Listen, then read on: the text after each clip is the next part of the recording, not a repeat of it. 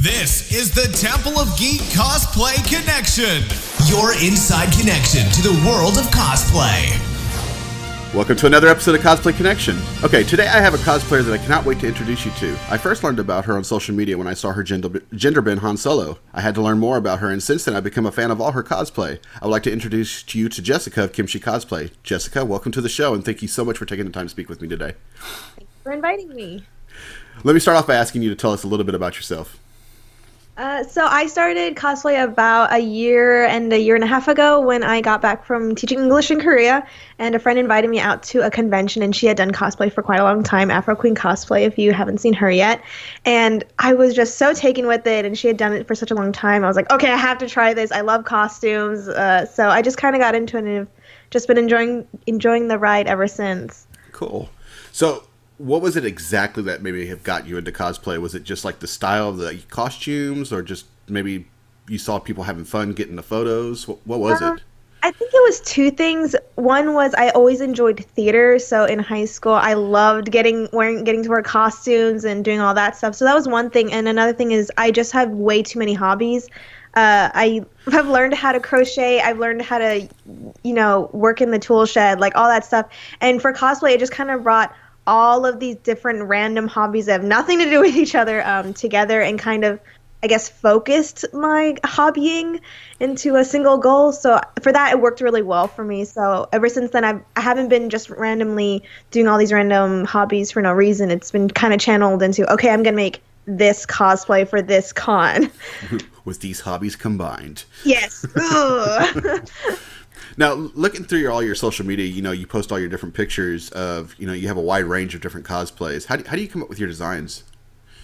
It's kind of a mix of things. I sometimes get inspired by other cosplayers who've done the cosplay. A lot of it comes from artists. I love following artists on Instagram. Mm-hmm. That's a big thing. And I kind of like to doodle myself, so sometimes I'll just take ideas that I have of my own and doodle it up myself, but it kind of just comes from a range. Pinterest is really cool too. But yeah. How many cons do you attend in a year?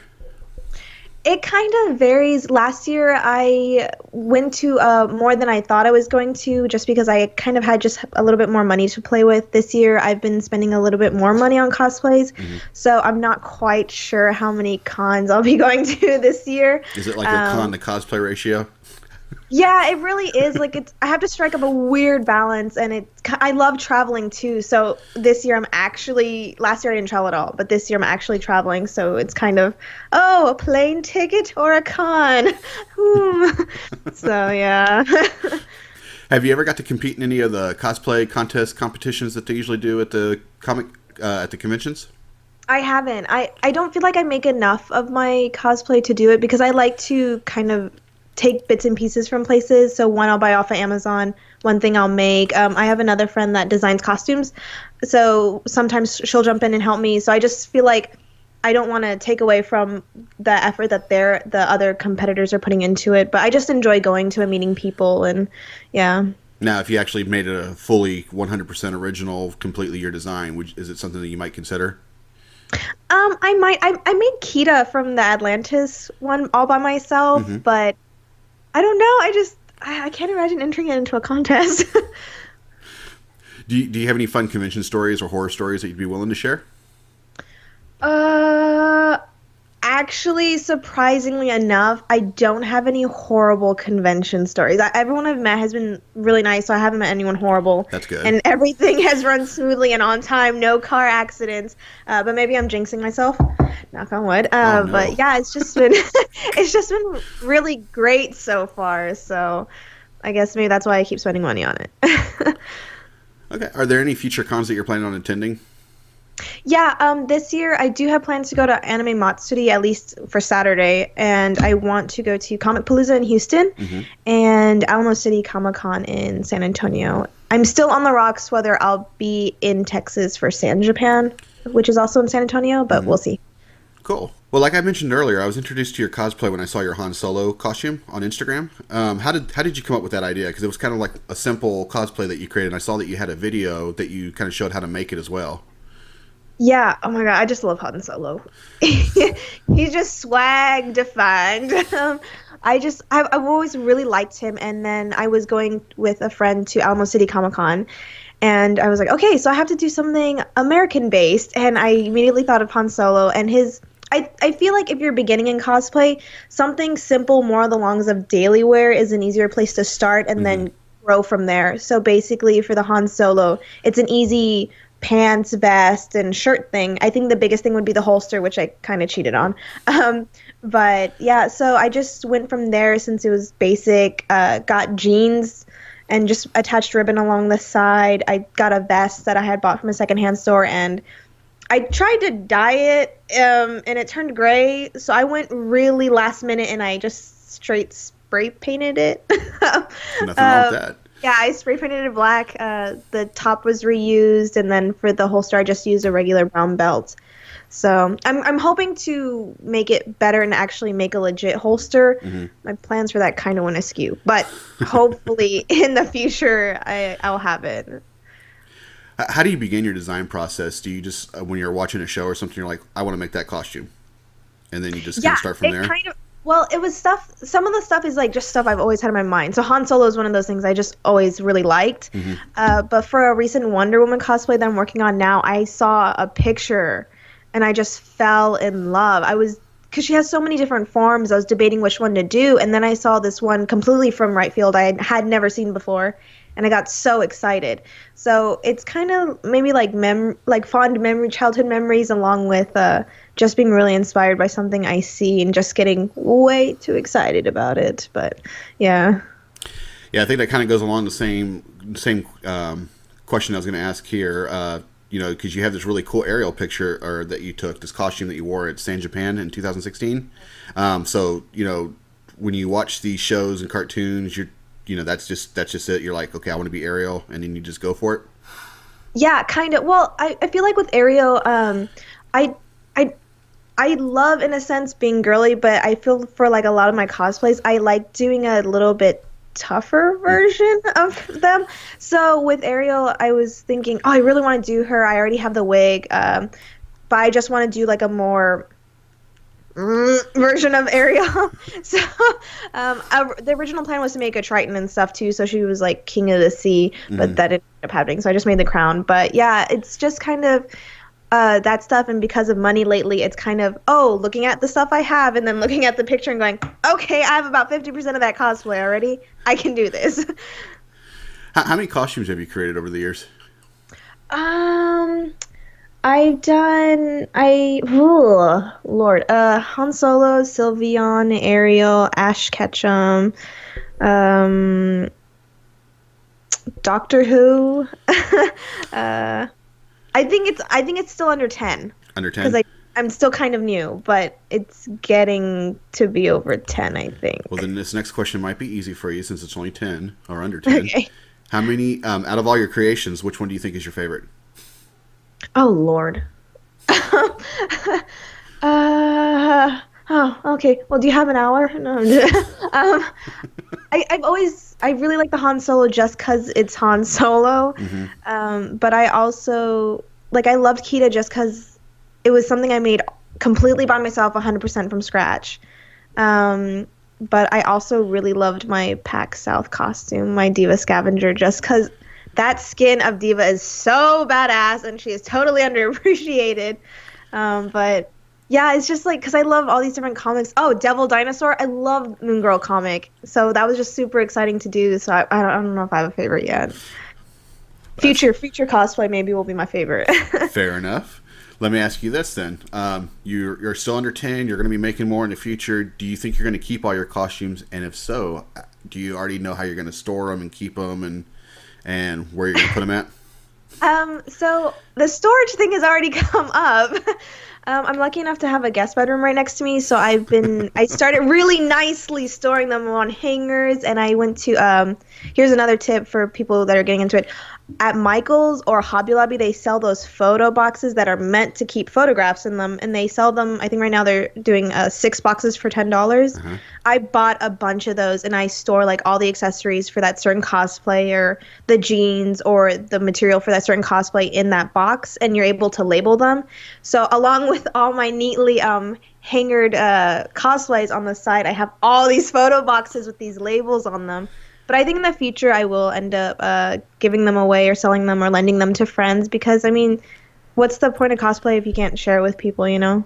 So what do you do outside of the geek culture? Do you have a job? Is this something that you want to pursue, like cosplay as a career, or? No, I have a cubicle job. My soul is crushed. Yeah, no, I do procurement. By day, I'm a procurement buyer. I just have a cubicle job doing procurement buying during the day, which is something I'm not planning to do long term. I just got a second job, part-time job, in the evenings, which I'll be starting soon at a coffee shop, because I've always wanted to learn more about coffee. I like coffee, and in the future, I want to open my own business. So I'm trying to learn a lot of new things at the same time. But yeah, coffee. There's the name of your business. Not necessarily cosplaying, but it's something along the lines of that, and I'm just really excited. It's a business plan that I've always wanted to do. I was even more amped up about it when I went to Korea. It's just something I really love, and I feel like the convention crowd would love this kind of business too. So I'm working hard to make my dreams come true. No cubicle for me. But yeah. What would you say some of your favorite fandoms are? Obviously, Star Wars is one of them. Oh, Lord. Do you have another hour? I do. Yes. Oh, man. So I do love Star Wars. I do love the whole comic DC Marvel fandom. I do like Supernatural. I love Stranger Things. I love Doctor Who. Oh, Lord, fandoms. Let me think. Harry Potter. So we can expect to see a costume from each one of these fandoms here in the near future, right? I think I've almost done all of them, because I've done the Doctor Who. I've done Moon Girl. I'm doing a Wonder Woman. I've done a Star Wars. Stranger Things, is that next? No. But yeah. All right, so here's what I want to do at this part. I want to go ahead and I have a random question generator, and basically here at this time I ask you 5 random questions and just want you to just kind of answer them. None of them are bad, none of them are gross. They're just 5 random questions to kind of get to know you, okay? Okay, as long as you keep it clean. I'm just kidding. So first question it generates is, if you won $1 million playing the lottery, what would you do with it today? Oh, Lord. Well, I wouldn't tell anyone. You know, that's the biggest mistake. I think that's what everybody does wrong, is they're like, hey, I just want a bunch of money. And then they end up dead on Snap. Yeah, and there's this whole show on TV where they talk about people, they follow people who have won the lottery, and their lives have gone to complete crap. Because people know they won the lottery, and this guy was like, oh, I had my car broken into 6 times because people think I just keep $1,000 in the car. A bundle of money laying there. Yes, it's like crazy. I think if I had the $1 million, though, for sure that business would be opening up next month. But I'd love to buy my parents a house. I think, to be honest, though, I feel like I would squirrel away a bunch of it just because it would be so great to not have to depend on a stable income. Just live by, average means and make it really last. But I think a big thing, too, is I would love to go to Alaska, and I would love to go to New Zealand and go on that Hobbit tour. That would be awesome. That would be pretty cool. Yeah. So, second question. Are you clean or messy? I'm clean until I'm very busy. But when I get like super busy, my room gets a little bit destroyed.